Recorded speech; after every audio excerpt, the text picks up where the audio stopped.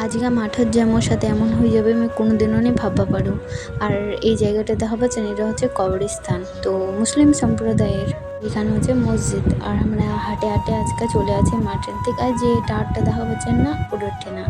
তো এবার বেশিরভাগে মাঠের দিক ভুট্টা হয়েছে আর ধানের গাছ আর কি বেশি। তো এই জায়গাটা দেখতে এত সুন্দর কি কমার তোমাক। অল্প কিছুক্ষণ এগিয়ে যাওয়ার পরে আমরা না বসিস না, সেটাও দেখাচ্ছ।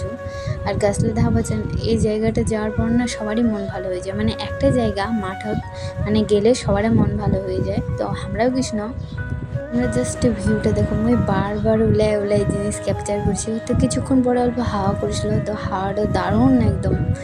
আর এই অনুভব করতে খুব খুব খুব ভালো লাগিছিল। তো এই গাছলা দেখেছেন, এই গাছলা দিয়ে তোমার আমি একটা জিনিস বানায় দেখাচ্ছ। আর মোর ভাই আর মোর মা পাশত বসেছে। তো আবহাওয়াটা সেই সুন্দর ছিল। আর কোনো না তোমার জিনিস বানায় দেখাম, ওলা দিয়ে না বাবাল ফুলবে। তো তোমরা একবার ট্রাই করে দেখো পারেন। তো ঘাস দিয়ে অল্প মানে বাবালটা যাতে পারে সেরকম করে অল্প ঘাস দিয়ে বানিয়ে নেবে। তো এখন হাওয়াটা করেছিল। আর হ্যাঁ, তোমাকে আমি একটা জিনিস খাওয়া ভুলে গেলাম। এই ধান গাছগুলা দেখা পাচ্ছেন, ওর পিছন দিক দিয়ে হালকা করে দেখা যাচ্ছে। অল্প সন্ধ্যা হয়ে আসছিল, ওটার জন্য দেখা নিয়ে গিয়েছিল মোর ফোনটা। তো ওটা হচ্ছে মাখমের গাছ। তো আমরা হাঁটে হাঁটে বাড়ি চলে যাচ্ছি। তো যাওয়ার সময় ছোটো ছোটো ফুলটা দেখা পাচ্ছেন, তো ওগুলো আমার নজরে পড়ল।